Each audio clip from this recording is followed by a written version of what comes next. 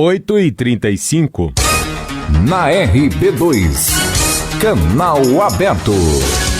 Douglas Proença. 8h36, 8h36. No canal aberto, a convidada do dia.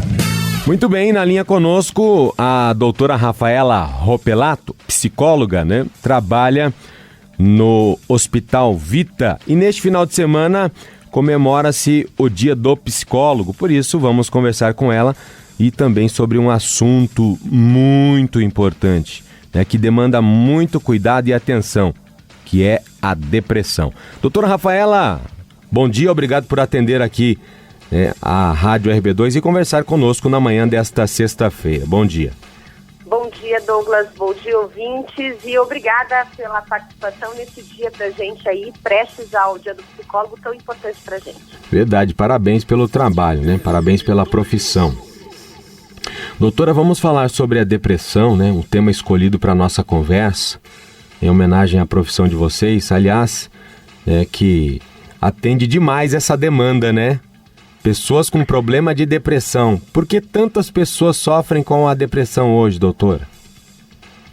Bom, na realidade nós temos aí uma estimativa pela Associação Brasileira de Psiquiatria que de 20 a 25% da população no nosso país deve ter ou venha a ter depressão. Na realidade, né, cada vez que as pessoas ou a medicina avança em termos de diagnóstico ou de conhecer as doenças mentais, fica mais fácil para identificar coisas que até então aconteciam, mas as pessoas não sabiam o que era. Né?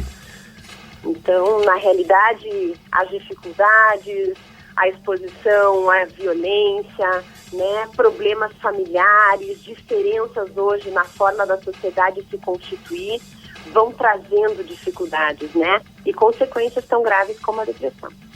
Sim, a depressão que é uma das doenças aí que mais tira anos de vida saudável do brasileiro também, né? Agora, o que é depressão? O que caracteriza a depressão, né? E como saber se é depressão ou um momento de tristeza profunda, doutora? Então, a depressão, ela é um conjunto de sintomas que, na realidade, vão afetar o organismo como um todo.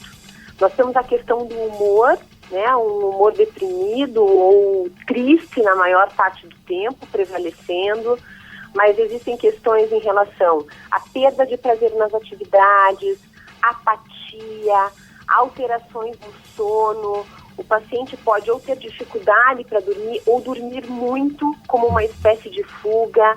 Ele pode ter alterações importantes no apetite também. Então, de alguma forma, ele vai perdendo o interesse pelas atividades que o cercam. Vai perdendo a gente pode dizer que vai perdendo a vontade de viver? Perdendo a vontade de viver. É Por isso, né, se fala em perder anos aí, bons anos de vida, porque na realidade a pessoa vai deixando de fazer as coisas, né? Certo. E por quanto tempo pode durar um quadro depressivo, doutora? Um quadro depressivo pode permanecer por muitos anos, né? Se ele não for identificado adequadamente e não tiver tratamento, a pessoa pode conviver durante a vida dela, né? Com um transtorno depressivo. Por isso, tão importante a questão da identificação, né? Sim. E às vezes as pessoas têm dificuldade de entender, puxa, mas ele está triste ou ele realmente está doente, né? Isso pode ser uma depressão. Então a gente precisa entender que a tristeza é um sentimento normal, que todos nós temos em algum momento da nossa vida. Mas a tristeza, ela tem períodos curtos. E a depressão não. A depressão vai mantendo, né, o paciente sempre nesse estado de humor mais rebaixado, mais triste e mais desinteressado pelas coisas. Os fatores que devem ser observados, então, pelo que eu percebi, na fala da senhora, é a frequência e a duração do período de tristeza, né? Exatamente. Então a pessoa tem que observar. Às vezes não é um período tão longo, mas acontece com muita frequência. Tem que tomar um certo cuidado, né? Isso. Uma outra coisa que é importante observar é o seguinte. A tristeza, por ser um sentimento natural, ela é desencadeada por algum motivo, certo? Então, pode ser uma perda na família, pode ser algo que não deu certo, mas a depressão, ela não necessariamente tem um fator que desencadeia algo ruim na vida da pessoa que vai gerar a depressão. E é isso que as pessoas às vezes veem, né, quando vão para uma avaliação e dizem, mas puxa vida, minha vida está acontecendo de forma normal, né? Tá tudo bem, a minha família, a minha saúde, o meu trabalho, e eu não consigo me sentir bem. Entendi. A pessoa Então, não tem esse motivo também para estar triste, né? Não necessariamente, e ela fica se sentindo estranha em relação a isso. Entendi. Como ajudar uma pessoa com depressão, doutora? Como muitas vezes, né, é difícil para a própria pessoa aceitar que algo não está bem, então as pessoas que convivem com ela têm uma participação muito importante. Então, conversar, mostrar diferenças de como ela era, de como ela está, podem auxiliar nessa consciência. E aí, né, o encaminhamento adequado é realmente fazer uma avaliação médica e psicológica para entender o que está acontecendo. Certo. E a depressão não escolhe raça, classe social, idade, gênero, nada, né? Não, realmente não escolhe. A gente tem pacientes de todas as idades, mas nós sabemos, né, que as mulheres apresentam um índice maior de depressão. E os jovens também.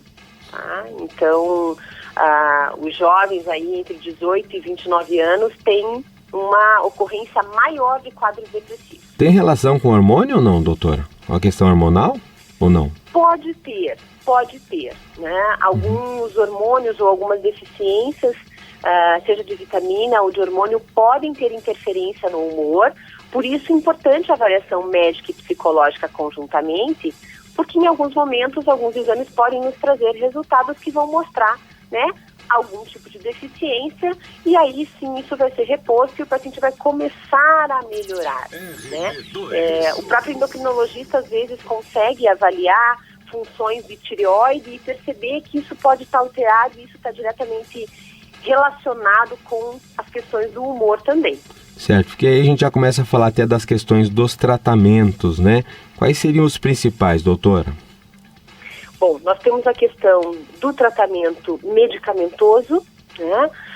Até porque já se conhece há muitos anos que a depressão também ocorre por falta de neurotransmissores, falta de química no cérebro. Sim. E os remédios vêm para poder repor essa química. É como se a gente precisasse repor a química do bem-estar. Então, a importância deles vem daí. Mas, além das medicações, a gente tem a psicoterapia, né, o acompanhamento psicológico, como uma das ferramentas muito importantes também. Porque além de trabalhar com os sintomas e o mal-estar e a reposição química, o paciente precisa aprender a lidar, né, com as atividades que ele não consegue, ele precisa resgatar muitas vezes os interesses dele. Então, é um novo momento e ele precisa ter novos comportamentos também para poder enfrentar isso. Claro, estamos aqui conversando hoje, gente, com a doutora Rafaela Ropelato, até em homenagem ao Dia do Psicólogo já neste final de semana, e o tema escolhido foi a depressão, né? Já a doutora falou um pouquinho sobre o que é, como saber, né? A diferença entre o momento da tristeza profunda e a depressão, né? Como ajudar uma pessoa que sofre com o quadro, falando agora sobre os principais tratamentos. Depois você vai poder ouvir também na reportagem de Lucian Piquete, né? Num novo momento na Rádio RB2. Agora é interessante falarmos também, doutora, já falamos do tratamento, acompanhamento médico, orientação profissional e tudo mais. É importante falarmos também das formas de evitar a depressão, né? Para as pessoas que não têm, a pessoa está ouvindo falar, não, isso não é para mim, eu não tenho depressão. Graças a Deus que não tem, mas a doutora falou no início aqui da nossa conversa que dados nos dizem que ou a pessoa já teve ou pode vir a ter, um número aí considerável. Então, o que fazer para evitar a depressão? Certo. Então, é importante que a pessoa tenha atividades que sejam prazerosas para ela. Ao longo do tempo, às vezes a gente vai tomando à frente de muitas situações, fazendo coisas só que não se gosta, tomando-se só por responsabilidades, e isso gera uma sobrecarga importante, né? Quantas pessoas abrem mão das suas vontades ou abrem mão de coisas que são importantes sempre em relação às outras pessoas? E aí, de repente, quando percebem, não tem mais nenhuma atividade que seja propriamente dela. Então, tem muitas atividades que são simples, exercícios físicos, né? Exercícios físicos liberam também substâncias que geram bem-estar nas pessoas.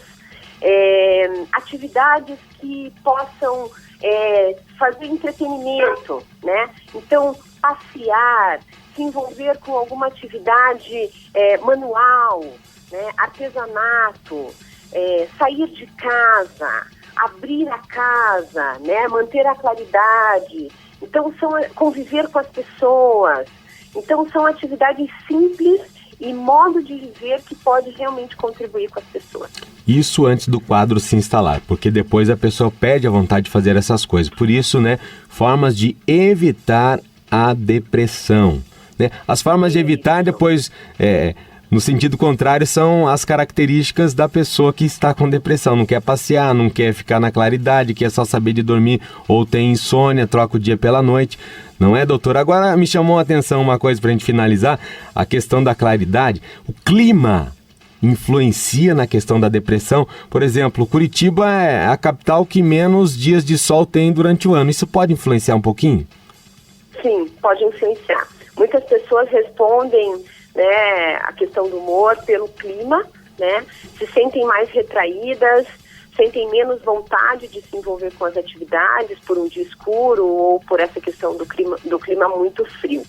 Mas é importante também destacar, você falou sobre características das pessoas. E nós, ao longo do nosso desenvolvimento, nós vamos desenvolvendo formas de ver as coisas. E é como se o depressivo ele tivesse uma lente que enxerga as coisas de forma cinza, sem graça, né? Sempre enxergando a vida de forma mais pessimista. Então, por isso também o acompanhamento psicológico, porque a pessoa vai precisar aprender a pensar de uma forma diferente. Então, isso também contribui para o desenvolvimento da depressão. Muito bem, doutora Rafaela, obrigado, até porque a doutora está lá no horário de intervalo e cedeu parte desse tempo para conversar conosco aqui. Agradecemos profundamente, mais uma vez, parabéns pelo seu trabalho, pela experiência e pelo conhecimento e pela transferência desse conhecimento conosco agora. Obrigado mais uma vez. Obrigada, um ótimo dia para vocês. Para você também.